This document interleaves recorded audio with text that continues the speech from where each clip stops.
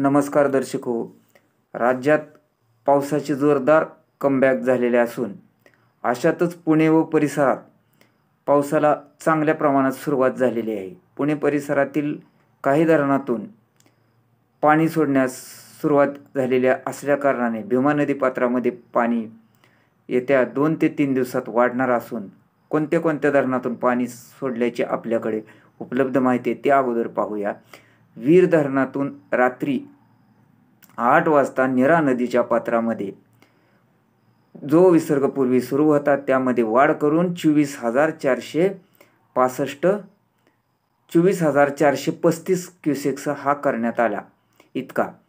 तर नीरा नदीच्या काठच्या सर्व नागरिकांनी काळजी घ्यावी असंही आवाहन नीरा प्रशासनाने केलेले आहे. तर वरसगाव धरणातून रात्री 8:30 वाजता 1,876 क्युसेकचा विसर्ग सोडण्यात आला.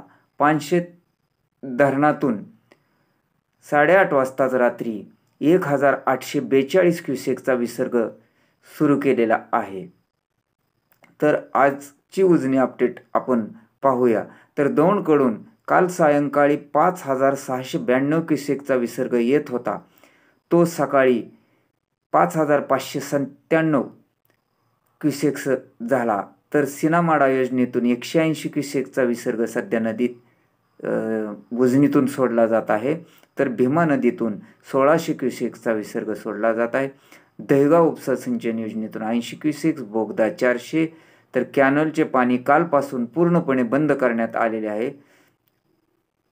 असा एकूण विसर्गाची बेरीज 2260 क्युसेक्स आहे. तर आवक 5,597 आहेत. धरणाची आज सकाळची टक्केवारी 104.80% झालेली आहे. तर यातील एकूण पाणीसाठा 119.80 TMC झाला असून यातील उपयुक्त पाणीसाठा 56.14 TMC झालेला आहे. अशाच प्रकारच्या पुढील सर्व अपडेट जाणून घेण्यासाठी आपण ATN मराठी चॅनलला सबस्क्राईब करा व पुढील बातम्यांसाठी एक लाईक अवश्य करायला विसरू नका.